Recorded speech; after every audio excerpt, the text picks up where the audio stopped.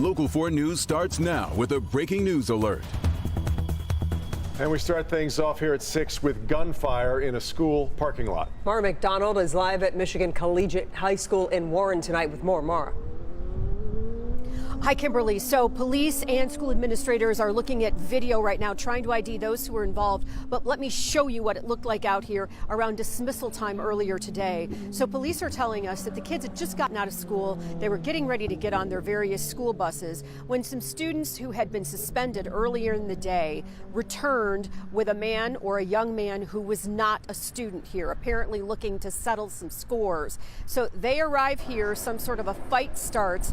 That friend they brought with them, who was not a student here, pulled out a semi-automatic weapon, fired it into the sky at least 6 times. Luckily, no one here was injured, which is, the police say, incredible considering the circumstances, but they also think it's because they had a squad car in the area that was able to respond within 1 minute's time, which means that those who were involved in this could hear the sirens wailing coming at them. Police say they took off running, and police are telling us at this time, like with the school administrators, they are looking at video, but they also have 2 cars that they're looking for right now. They say one is a dark red Impala, that is an older model, and then the other one they're looking for is a Ford Focus, probably black or a dark blue. I expect we're going to get more out of Warren PD as the night continues. We're live in Warren right now. I'm Mara McDonald, Local 4. Okay, Mara, thank you. All right, now let's get to a disturbing case involving a man hired as a youth gymnastics photographer. David Yellen of Royal Oak is charged with possessing and distributing child pornography. Federal agents say some of the images they found at his home were of children at gymnastics events. Yellen appeared in court today, and our Victor Williams was there. Victor. Yeah, Kimberly and Devin, all of this took place right here in this very courtroom where this man was given a bond in the amount of $10,000. On top of that, he's going to be required to wear a GPS tether, and he is not supposed to have any type of communication whatsoever with children. But the thing that's so surprising in all of this is that he has no prior criminal history, which makes all of this seem like it's coming right out of the blue. It's sickening. It's very sickening and very disappointing that you trust certain people to be around your family, your daughters. It's very sick. 58-year-old David Eric Yellen is a freelance photographer who could be facing decades in prison after being charged with possessing and distributing child pornography. Back in early May, the feds started taking a closer look at Yellen's internet activity after they allegedly found his IP address on a peer-to-peer website exchanging child pornographic images. After a warrant was issued, federal investigators allegedly found more than 1,500 inappropriate images of children on multiple devices and hard drives. Investigators say Yellen admitted to viewing and downloading child porn from the internet over the last 18 years, although they don't believe he was responsible for producing or actually touching any children. Investigators, however, say there were many pictures of children's feet at several gymnast competitions in the area that Yellen did take. For at least the past decade, he's been the go-to guy whenever it comes down to capturing moments of children's gymnastics. As a freelancer, he worked with nearly every gym in the area, including Michigan Elite Gymnastics Academy in Novi. They sent us the following statement, which in part reads, quote, "We immediately began communication outreach to current and former gym members. On June the 4th, we hosted a meeting led by the FBI to provide an overview of the situation and address questions and concerns." It's just unfortunate to hear, just happening, especially around your neighborhood. Now, the FBI is encouraging anyone who believes they may have had any type of suspicious or unsettling communication or contact with this man to call them. Their number is 1-800-CALL-FBI. Victor Williams, Local 4. Indeed disturbing. Okay, Victor, thank you. The months-long legal battle over a cell tower atop a local school has shifted in favor of the parents fighting to have it taken down. Sean Lay live with the newest developments involving Wyandottes Washington Elementary. Sean. One tower, one school. We're following it closely because other schools, other parents around Metro Detroit, they're noticing cell towers and they're keeping track of what's happening. In this particular case, T-Mobile wanted to fire up that cell tower at the end of this week. A judge in an emergency order said T-Mobile do not switch that thing on. Judge Harb on Friday signed a temporary restraining order prohibiting T-Mobile from turning the tower on until further order. A first-round win for parents whose kids go to Washington Elementary in Wyandotte. It has been a months-long battle. Parents furious that the now former superintendent, Dr. Catherine Cost, signed a contract with T-Mobile, allowing the company to put a cell phone tower directly on top of the school, but also the equipment to run the tower right on the playground. Parents protested not wanting their kids exposed every school day to potential radiation. The controversy costing the superintendent her job. She resigned. The parents now taking T-Mobile to court. They want all of this removed. T-Mobile was planning on turning the tower on the day after school is out for summer. I would be shocked if this tower ever gets turned on.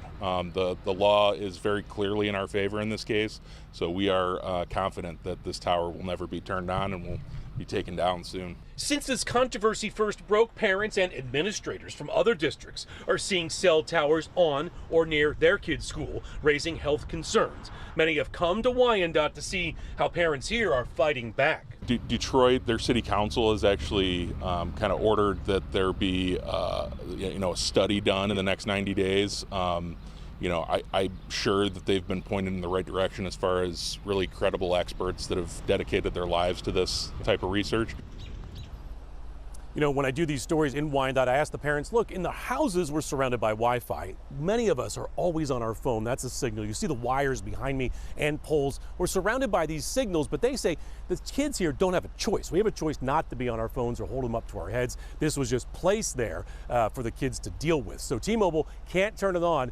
June 12th, Devin, is when everyone will go to court, including T-Mobile. T-Mobile will give its argument on why they should be able to continue with its contract and use that tower. Back to you. Exactly right. All right, Sean. Well, we are learning more about the massive wildfire that broke out over the weekend near Grayling that forced evacuations and for a while shut down part of I-75. Will Jones is live with more on the desperate need for rain in our area. Will.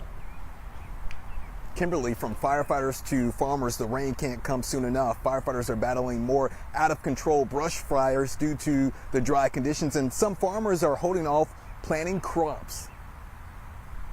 The dry conditions causing trouble for firefighters in rural northern Macomb County. We had somebody that had a brush fire that actually led to the barn catching on fire. And this morning we had another small brush fire because someone was trying to do some controlled burning that got out of control. As crews continue to battle the wildfire near Grayling, many communities across the state are on high alert for the potential for wildfires. 80% of our community of the 36 square miles is either agricultural or homes with significant property and acreage. So it is a concern for us. Armada Fire Chief Chris Crotchy showing Local 4 their grass truck, which is designed to go off-road. There's a nozzle on the front and the person driving the vehicle control it, so as they're driving through the brush, they can actually spray water. The dry conditions are also impacting another line of work, farming. I just talked to one farmer who does organic grains, and he's just delayed his planting until there's a good rain. So he's got a couple of weeks here. If he doesn't get a substantial rain in the next couple of weeks, he may have to rethink what crops he's planting. Firefighters say battling wildfires is extremely challenging. They describe it as exhausting. Wildfires spread so quickly, so it makes it hard to keep up with.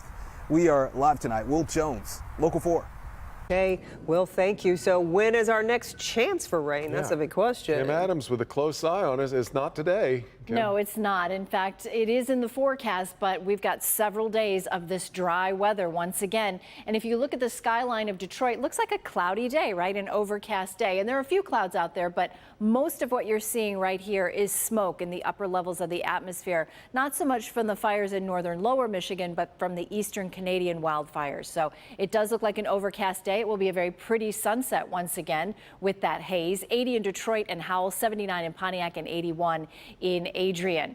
Smoke and fire, we just don't talk about this very much, but it is a very big topic and it's unprecedented right now. The scale for the smoke and fire goes from light all the way up to fire.